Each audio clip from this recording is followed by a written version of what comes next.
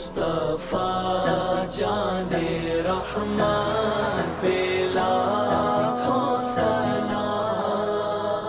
بسم اللہ الرحمن الرحیم۔ اللہم صلی علی سیدنا و مولانا محمد معدن الجود والکرم و آلہ و اصحابہ بارک وسلم علیہ صلاۃ و سلام علیک یا سیدی یا رسول اللہ وعلی آلک و اصحابک یا حبیب اللہ۔ السلام علیکم ورحمۃ اللہ وبرکاتہ۔ ادارہ تحقیقات امام احمدیہ یوٹیوب چینل سے مجد القادری آپ کے سامنے حاضر خدمت ہے۔ آپ جانتے ہیں کہ یہ ماہ مبارک جو ہے جمادی الثانی کا ہے، اور جمادی الثانی کے اندر سیدنا امیر المومنین خلیفۃ رسول اللہ صلی اللہ علیہ وسلم کا 22 جمادی الثانی کو یوم وصال ہے، سن 13 ہجری۔ اس لحاظ سے ادارہ تحقیقات امام احمدیہ یوٹیوب چینل آپ کی فضیلت کے حوالے سے یہ ایک پہلا پروگرام پیش کر رہا ہے آپ کے سامنے، اور یقیناً آپ کی فضیلت اتنی زیادہ ہے کہ ہمارے سینکڑوں ایپیسوڈ ہو جائیں گے، لیکن آپ کی فضیلت جو ہے وہ مکمل نہیں ہو پائے گی۔ اس لیے جس کی فضیلت اللہ قرآن میں بیان کر دے اور نبی کے وسلم اپنی زبان سے بیان کر دیں، اس کی فضیلتیں میں اور آپ کیا بیان کر سکتے ہیں؟ ہاں، وہی بیان کریں گے جو اللہ رسول نے ہم تک پہنچائی ہیں۔ ان کی حقیقت کو اللہ بہتر جانتا ہے۔ امام اعظم رحمۃ اللہ علیہ ہم سب جانتے ہیں، اعلیٰ حضرت رضی اللہ تعالیٰ عنہ، انہوں نے بہت کچھ لکھا، اور تمام اصحاب رسول پر انہوں نے لکھا، اور بالخصوص خلفائے راشدین کے حوالے سے ان کے کئی رسائل ہیں۔ اور کیونکہ ہم بات کر رہے ہیں اللہ تعالیٰ عنہ کے حوالے سے، تو اس لیے یہاں بتا چلوں کہ امام احمدیہ نے 1 2 نہیں 3 تو رسائل لکھے ہیں، اور اس کے علاوہ سینکڑوں آپ کو ان کے فتاوی رضویہ کے اندر مسائل مل جائیں گے، جس کے اندر لوگوں نے سوالات کی ہیں اور آپ نے ان کے جوابات دیے ہیں، اور وہ صدیق کی فضیلت کو بیان کیا ہے۔ تو وہ جو 3 رسائل ہیں، اگر آپ سماعت فرمائیں اور اس کو اگر آپ دیکھنا چاہتے ہیں، فتاوی کے اندر مل جائیں گے، اور وہ تینوں رسائل جو ہیں آپ کو الگ سے بھی چھپے ہوئے مل جائیں گے۔ میں اس لیے بتا رہا ہوں تاکہ کیونکہ اس کے اندر آپ کو فضیلت وہ ملے گی بقول خود جو اعلیٰ حضرت نے قلم سے لکھا ہے کہ اس میں اللہ تعالیٰ نے مجھ پر ایسی چیزیں دل میں القاء کی ہیں، اور میں ایسی حدیثیں نکال کر لایا ہوں جو آپ کو شاید دوسری کتابوں میں بہت تلاش کے بعد ملیں گی، یہاں میں نے جمع کر دی ہے۔ اس لیے اگر جو شوق رکھتے ہیں ان تینوں رسائل کا مطالعہ کریں۔ اس میں پہلا رسالہ ہے تنزیح المکانۃ الحجریہ عن وسمت عہد جاہلیہ۔ یہ 1312 میں لکھا، یعنی زمانے جاہلیت کے اندر سیدنا علی رضی اللہ عنہ اور سیدنا صدیق دونوں نے عہد جاہلیت پایا تھا، لیکن دونوں نے عہد جاہلیت کے اندر کبھی بھی جاہلیت کا کوئی عمل نہیں کیا، معاذ اللہ، نہ کسی بت کو انہوں نے سجدہ کیا، نہ کچھ اور ایسا کام کیا۔ تو اس پر لکھا ہے دونوں کے حوالے سے۔ اس طرح ایک رسالہ لکھا انہوں نے 1331 میں، اس کا نام تھا غایۃ التحقیق فی امامۃ العلی و صدیق، یعنی حضرت علی اور ابو صدیق کی امامت کی تحقیق۔ اب اس میں بھی آپ جانتے ہیں لوگ بہت زیادہ کلام کرتے ہیں، بہت گفتگو کرتے ہیں، بہت زیادہ بحث کرتے ہیں کہ بھئی کون امام اول ہے، کون امام آخر ہے۔ تو آپ نے اس کے اندر تحقیق فرمائی اور بتایا ہے کہ دونوں امام ہمارے ہیں، ایک اول ہے اور ایک آخر ہے، اور اول کی تعریف بھی بتا دی، آخر کی تعریف بتا دی، دونوں کمپریزن بھی کر دیا، لیکن کمپریزن میں کہیں بھی کسی کی تصحیح نہیں ہے۔ اس کے اندر کمپریزن یہ ہے کہ اللہ کے رسول نے آپ کے متعلق کیا فرمایا اور آپ کے متعلق کیا فرمایا، اللہ نے آپ کے لیے کیا آیت اتاری، اللہ نے آپ کے لیے کیا آیت اتاری۔ یہ کمپیریزن صرف بتانے کے لوگوں کا ہے، تصحیح اس میں قطعا نظر نہیں آئے گی الفاظوں کے اندر اگر آپ رسالہ پڑھیں گے۔ اور ایک بہت اعلیٰ رسالہ آپ نے لکھا، بہت جوانی میں لکھا، اور اس کا نام تھا الزلال العنقا من بحر سبقۃ الاتقا، سن 1300 ہجری میں، جس وقت آپ کی عمر مشکل 28 برس تھی۔ 28 برس کی عمر میں آپ نے یہ عربی میں رسالہ لکھا ہے، مکمل رسالہ عربی کے اندر ہے، اور صرف 4 یا 5 دن کے اندر انہوں نے رسالہ مکمل کیا۔ اور 4 یا 5 دن کے اندر جب مکمل کر رہے ہیں تو یہ نہیں کہ وہ 24 گھنٹے لکھ رہے ہیں، بلکہ جب ان کو موقع ملا تب انہوں نے اس کو مکمل کیا، یعنی یوں کہہ لیے کہ 5 دن کی چند نشستوں میں اور رسالہ لکھا، 100 صفحے سے زیادہ عربی کے اندر رسالہ ہے۔ پھر آپ کا جو قاعدہ تھا، آپ کو میں پہلے بتا چکا ہوں کئی دفعہ، اور یہ ذہن میں رکھیے کہ اعلیٰ حضرت جب بھی کوئی لکھتے تھے نا، ان کی ٹیبل کی کتاب نہیں ہوتی تھی۔ یہ ریکارڈ ہے ان کا اپنی 55 سال زندگی کا کہ انہوں نے فتویٰ لکھا یا کوئی رسالہ لکھا، ان کے جو چاروں بیٹھنے والے تھے وہ گواہی دیتے ہیں کہ ہم نے کبھی نہ وہ کتاب ان کی ٹیبل پہ دیکھی اور نہ انہوں نے ہم سے کبھی کتاب مانگی. اور وہ لکھنے میں جب آتے ہیں تو ایک ایک موضوع کے اوپر 50 حدیثوں کے حوالے دے دیتے ہیں, 20 آیت قرآن کے حوالے دے دیں گے, اقوال دے دیں گے اصحاب کے, اقوال دے دیں گے اسلاف کے, لیکن کتاب سامنے. تو اس سب کچھ اللہ تعالیٰ نے آپ کے ذہن میں رکھ دیا تھا. آپ نے رسالہ جو لکھا تو اب اس کے اندر رسالہ تو پڑھنے کا ترجمہ بھی ہو گیا. اچھا, اس پر یہ مخطوطہ تھا, اس مخطوطے پر ہمارے پنجاب کے عالم دین ہیں ڈاکٹر محمد اشفاق جلالی صاحب, انہوں نے پنجاب یونیورسٹی سے اس مخطوطے کے اوپر پی ایچ ڈی کی سند بھی حاصل کی ہوئی ہے. تو یہ ایک اہم چیز جو آپ بتا رہا ہوں, اگر کسی کو جا کے دیکھنا ہے مخطوطہ کی شکل بھی پنجاب یونیورسٹی میں مل جائے گا وہ لکھا ہوا, اور اس کا جو انہوں نے کام کیا ہے وہ مل جائے گا. اور یہ کتابی شکل میں بھی کتاب شائع ہو چکی ہے. اس کا عربی عبارت ترجمہ مولانا اختر صاحب نے کیا ہے, تو ترجمے کے ساتھ موجود ہے, اشفاق صاحب کی حاشیے کے ساتھ موجود ہے. یہ کتاب بہترین کتاب ہے. اور اس کے متعلق اللہ فرماتے ہیں, اس کتاب کے متعلق اللہ تعالیٰ جب ان کے زمانے میں جب ان کی عمر 28 برس کی ہے اور یہ 1299 یا 1298 چل رہا تھا, فرماتے اس زمانے میں میرے علم میں آیا کہ بہت زیادہ اس بار بحث ہو رہی ہے سیدنا مصدیق کی حوالے سے اور سیدنا علی کے حوالے سے, تفضیلت بھی آ رہی ہے, سیدنا مصدیق کی شان بھی گھٹائی جا رہی ہے, بہت کچھ ہو رہا ہے. تو مجھے بہت دکھ ہو رہا تھا. میں نے اللہ کے آگے دعا کی, اللہ تعالیٰ مجھے توفیق دے کہ میں اس کا بہترین جواب لکھوں. فرماتے ہیں کہ جب 3-4 دن گزر گئے تو میرے ذہن میں ایسی باتیں القاء ہونا شروع ہوئی اور ایسی حدیثیں میرے ذہن میں آئیں کہ جو میں نے پہلے کبھی میرے ذہن میں نہیں آئی تھی, اور وہ تمام حدیثوں کو میں نے بھی جمع کیا اور کتاب جب پیش کر رہا ہوں وہ فرماتے ہیں کہ آپ کتابیں تلاش کرتے رہیے گا, شاید آپ کو کتابیں نہیں ملیں گی, لیکن میری جتنی بھی ممکنہ کتابیں میرے ذہن میں تھیں ان سب کو میں نے ذہن میں لا کر وہاں سے حدیث نکال کر آپ کے سامنے پیش کی ہے اور بتایا ہے کہ ابو صدیق کی فضیلت کتنی عرفہ و اعلیٰ ہے. قرآن کریم کی اس میں انہوں نے 4-5 باب باندھے ہیں. اس میں پہلا باب جو باندھا ہے اس میں قرآن کریم کی سورہ لیل کی آخری 4 آیتیں لے کر آئے ہیں. بسم اللہ الرحمن الرحیم, وَسَيُجَنَّبُهَا الْأَتْقَى الَّذِي يُؤْتِي مَالَهُ يَتَزَكَّىٰ وَمَا لِأَحَدٍ عِندَهُ مِن نِعْمَةٍ تُجْزَىٰ إِلَّا ابْتِغَاءَ وَجْهِ رَبِّهِ الْأَعْلَىٰ وَلَا سَوْفَ يَرْضَىٰ. یہ 17 سے لے کر 21 یہ 5 آیات ہیں. ترجمہ یہ ہے, خود جو ان کا ترجمہ کیا ہوا ہے, اور بہت اس سے دور رکھا جائے گا جو سب سے بڑا پرہیزگار, سب سے بڑا پرہیزگار, جو اپنا مال دیتا ہے کہ ستھرا ہو اللہ کی راہ میں, اور کسی کا اس پر کوئی احسان نہیں.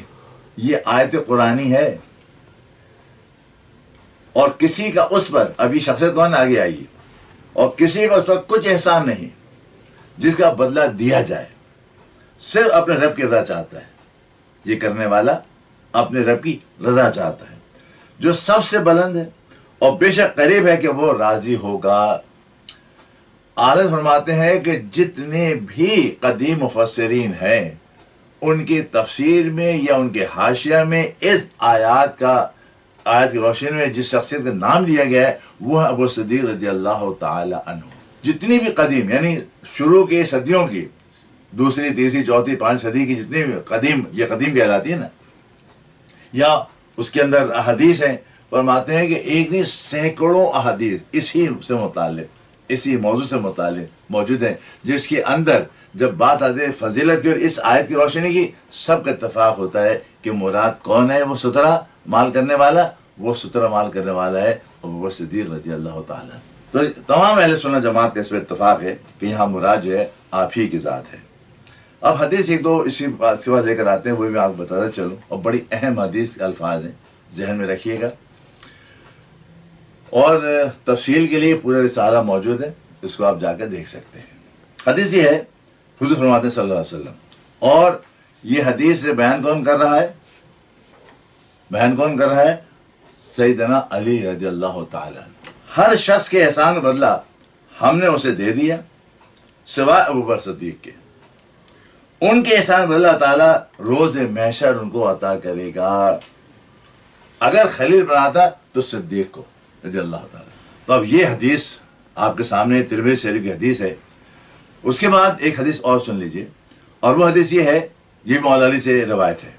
فرماتے ہیں کہ نبی صلی اللہ علیہ وسلم سے روایت ہے, وہ فرماتے ہیں اللہ ابو صدیق پر رحمت کرے کہ مجھ سے اپنی بیٹی کا نکاح کیا، مجھے ہجرت کر کے مدینہ پاک لائے اور اپنے مال سے بلال کو آزاد کیا۔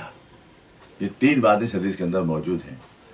اعلیٰ حضرت ایک حدیث پیش کرتے ہیں اور اس حدیث میں اپنے خود شروع کرتے ہیں کہ انہوں نے جس سے دنیا میں سنی اور اس سے لے کر حضرت انس تک جاتے ہیں، پورا اس کے اندر حدیث کا شجرہ موجود ہے۔ تو اعلیٰ حضرت نے جن سے سنا وہ مکہ شریف میں سنا، مکے کے ایک عالم دین سے، اور ان کا نام تھا عبد الرحمن بن عبداللہ بن عبد الرحمن سراج مکی رحمۃ اللہ علیہ۔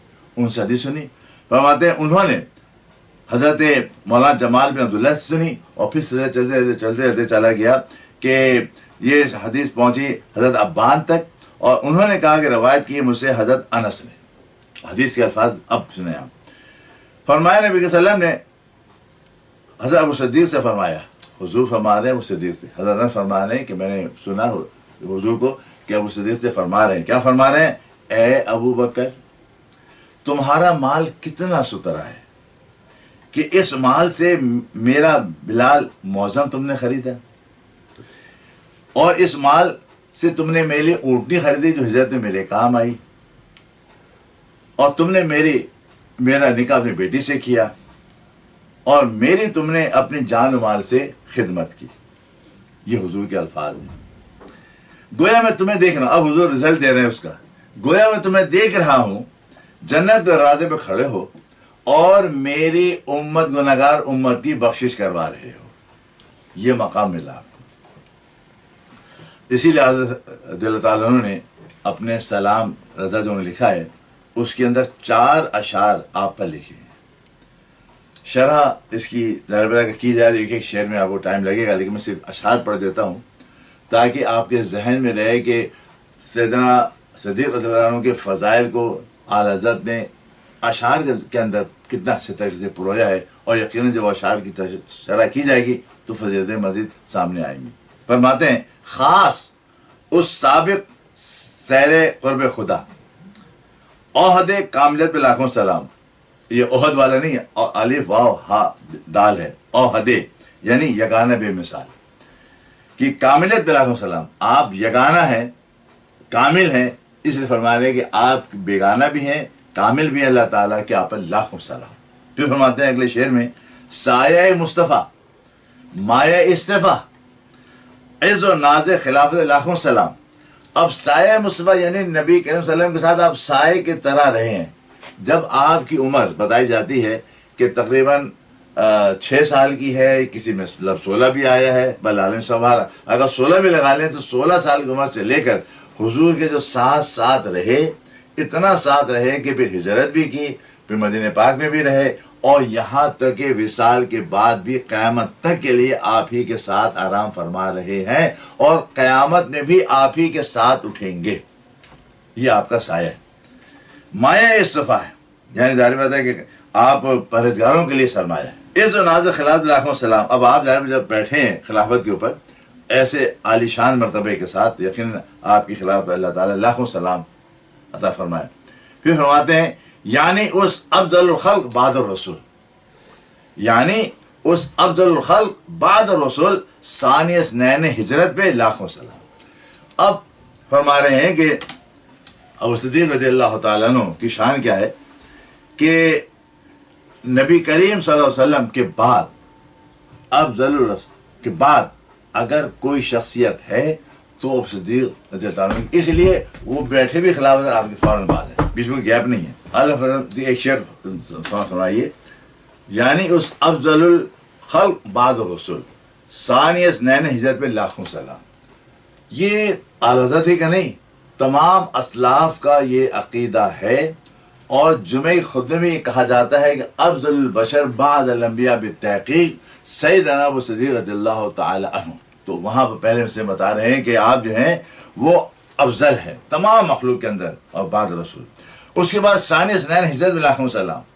اب ظاہر بات ہے قرآن کریم نے ثانی اثنین کا فرمایا کسی کو ابو صدیق ہیں رضی اللہ عنہ، کوئی اور نہیں ہے۔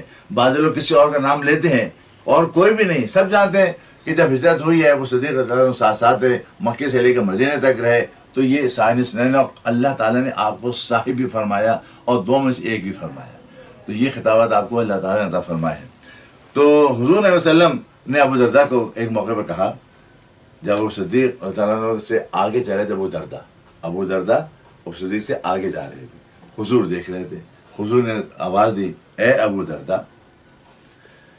ابو صدیق سے آگے چلتے دیکھ کر فرمایا, قسم بخدا تم ایسے شخص کے آگے چل رہے ہو جو تم میں سب میں افضل ہے. تم اس کے آگے چل رہے ہو جو تم میں سب میں افضل ہے. اور قسم بخدا انبیاء اور رسولوں کے بعد سورج کسی ایسے شخص پر طلوع نہیں ہوا جو ابو بکر سے افضل ہو. تو حضور کی حدیث موجود ہیں فضیلت پر. پھر آخر میں ایک اور شعر ہے, اصدق الصادقین سید المتقین. اصدق الصادقین سید المتقین چشم گوش وزارت بلاخوں سلام. تو فرمایا کہ ابو بکر عمر کی مثال ایسی دی جیسے سر کے اندر تو آپ کی آنکھیں ہوتی ہیں, 2 کان ہوتے ہیں. تو فرمایا کہ ابو بکر اور عمر جو ہیں میرے دنیا میں 2 وزیر ہیں, اور آپ کی سچائی کو سب جانتے ہیں. آپ کو صدیق کہا گیا, سب جانتے ہیں. اور کب کہا گیا؟ یعنی صدیق کو آپ کو لقب اس وقت ملا جب نبی کریم صلی اللہ علیہ وسلم معراج سے تشریف واپس لے آئے, اور ابو جہل نے جا کر اکسانے کی کوشش کی. اگرچہ بات میں صحیح بتائی دی کہ دیکھو تمہارے صاحب یہ کہہ رہے ہیں کہ میں ایک پلک جھپکنے کے اندر جو ہے وہ آسمان میں گھر واپس آ گیا. آپ نے یہ فرمایا تم جو کہہ رہے ہو یہی کہا میرے نبی نے؟ ہاں یہی کہا. آپ نے کہا کہ بے شک سچ کہا.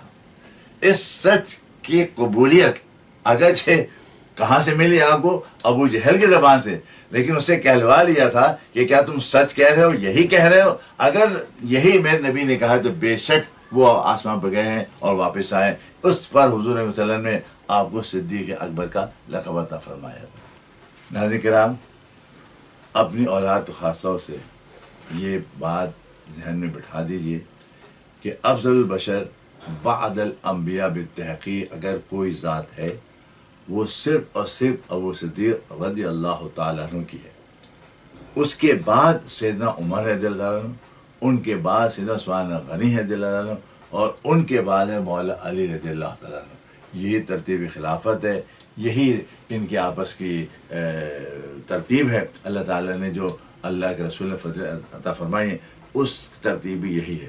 تو ہمارا بھی یہی ایمان ہے اللہ تعالیٰ ہمیں ان چاروں خلفاء راشدین کی سیرت پر عملی توفیق عطا فرمائے. وما الا البلاغ. السلام علیکم ورحمۃ اللہ. مصطفیٰ جان رحمان پہ لا